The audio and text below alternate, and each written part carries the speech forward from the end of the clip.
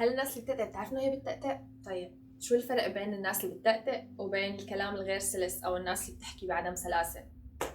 وشو سبب التأتأة؟ معقول نعرف هذا الشي لهلا أو لا؟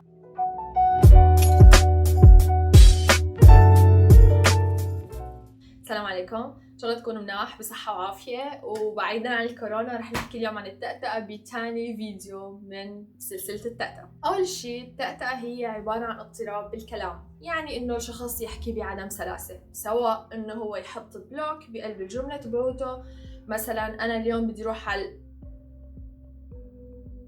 السوق وبدي أشتري كوسة وبندورة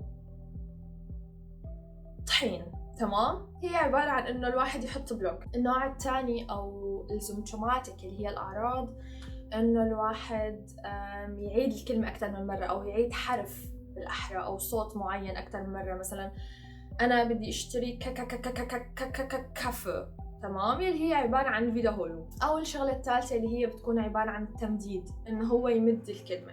الناس اللي بتتأتأ بتعرف كتير منيح إنه هي بتتأتأ وبتعرف هي شو بدها تحكي وشو عم تحكي، وحتى قبل ما تتأتأ بتحس إنه هي بتتأتأ. يعني هي المشكلة بعملية الكلام مو المشكلة باللغة. اللغة عندهم بيرفكت مثل ما هي اللغة عندنا منيحة، بالرغم من إنه الناس اللي بتتأتأ أوقات بيحكوا بشكل كتير منيح، يعني بتمر أيام عليهم هن بيحكوا بطريقة كتير عظيمة لدرجة إنه ما حدا بيعرف إنه هن بيتأتأوا، وفي أوقات بتمر عليهم إنه هن بيتأتأوا كتير. في كلمات صعبة عند الناس اللي بتتأتأ، يعني معقول أنا لما بتأتأ في كلمة صعبة أنا ما بقدر أقولها ولا كيف؟ الفكرة مو هيك، الفكرة إنه في كلمات نحن منخاف نحكيها، أو مو نحن، الناس اللي بتتأتأ بتخاف تحكيها. يعني مثلا أنا في عندي عدة كلمات مرتبطة بذكرى معينة أو ريحة معينة أو شخص معين أو حالة معينة، فهدول الكلمات أو هي الكلمة ارتبطت بشي، فهذا الشي خلاني إنه أنا خاف لما أحكي هاي الكلمة. ولما خاف أحكي هاي الكلمة معناتها أنا عم تأتأ، معناتها أصلاً ما في شي اسمه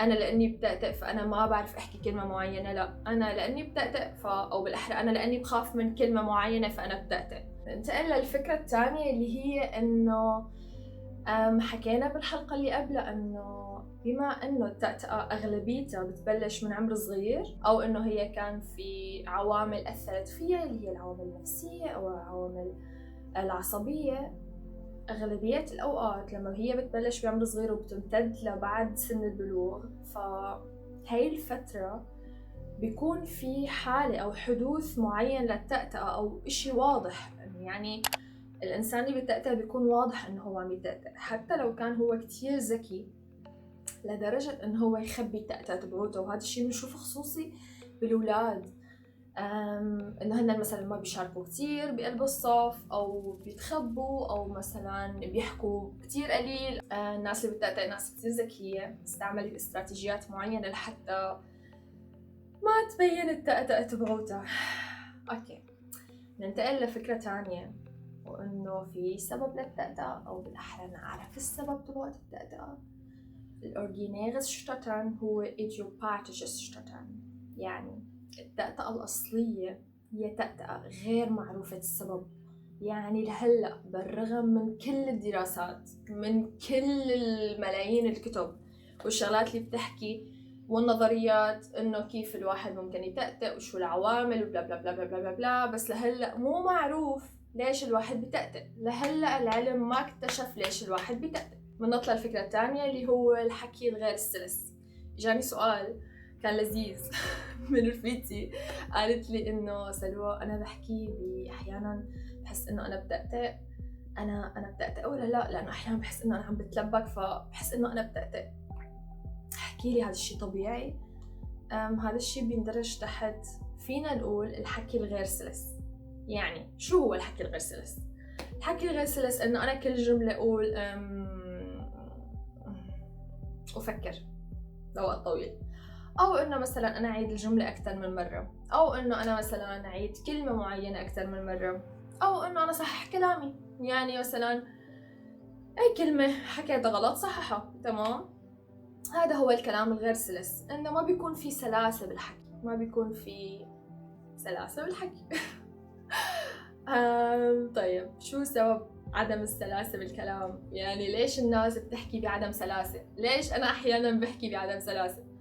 أول شيء بيكون في ضغط، أو قبل الضغط خلينا نحكي إنه بيكون ما في ترتيب باللغة. يعني اللغة بيكون ما في تنظيم فيها، أو بيكون يعني بقلب المخ، اللغة اللي بقلب المخ ما بيكون في تنظيم فيها، أو بيكون في صعوبة باللغة أصلاً. يعني مثلاً الناس اللي متعلمين روسي جديد هن أكيد ما رح يحكوا مثل الناس اللي صار لنا 40-50 سنة عم يحكوا روسي. يعني هذا الشيء طبيعي تمام ومنطقي، إنه الإنسان اللي عم يتعلم مثلا لغة جديدة ما رح يحكي بسرعة كتير، أكيد رح يخربط أو رح يحكي شوي شوي، أو يعني تنظيم اللغة بمخه ما حتكون بيرفكت أو ما حيكون بيرفكت.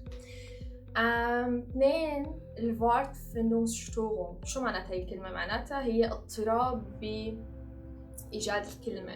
هذا الشيء بعتقد إنه كلياتنا عنا منه، لأن نحن أحياناً بنكون بدنا نحكي كلمة معينة بس تكون علقانة على راس لساننا فهي ما بتطلع. فهذا هو إنه سبب من الأسباب إنه بيكون في اضطراب بإيجاد الكلمة. تمام، يعني الكلمة بمخي بس أنا ما عم بعرف أحكيها أو ما عم تطلع مني. تمام، هي على راس لساني كتير بنحكيها. المهم ثلاثة، بيكون في عنا صعوبة ببناء الجملة.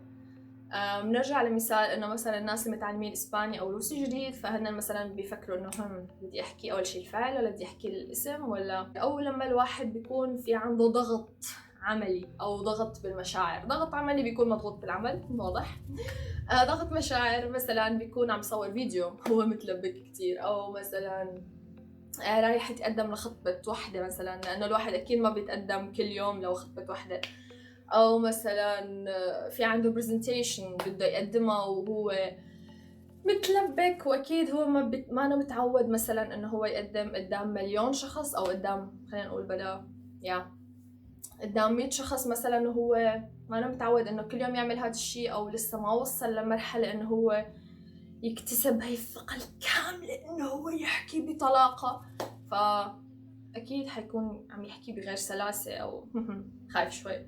فهذا الشيء كتير طبيعي انه نحن كمان يعني نكون مراعيين لهي الحالة او لهدول الناس اللي عم تصير معهم هي الحالة. لازم اقول انه هي الحالة اللي هي من عدم السلاسة بتكون موجودة عند الاطفال اكثر من البالغين، او انه هي مرحلة من مراحل تطور اللغة عند الاطفال. يعني اذا انت بتشوفي طفلك او انت بتشوف طفلك انه هو بلش يخبص او الكلام عنده ما له كتير سلس، فهذا الشيء طبيعي لأنه هو عم يتعلم اللغة بالنهاية. ما في شيء بيقول إنه التأتأة بلشت من عدم السلاسة. يعني ما في ولا إثبات أو ما في دراسة بتقول إنه الناس اللي بلشت تحكي بعدم سلاسة هن حيبلش بعدين أو هن حيتأتوا بعدين. تمام، كيف فينا نفرق بين عدم السلاسة إنه أنا أحكي بعدم سلاسة وبين إنه تأتأ؟ بيكون عن طريق تشخيص. يعني الشخص أو المعالجة بتقدر تفرق بين هدول الشغلتين، أو حتى الإنسان. أنا بحس إنه الإنسان بحد ذاته هو إذا فكر شوي أو لاحظ طريقة كلامه أو كتب كيف هو عم يحكي مثلا، راقب طريقة كلامه، بيعرف إذا هو عم يتأتأ أو لا. رح أحط لكم مصادر تحت. إذا حبيتوا الفيديو لايك واشتركوا بالقناة، وبس هذا كان كل شي. ضلوا بخير واشربوا ليمون وعسل.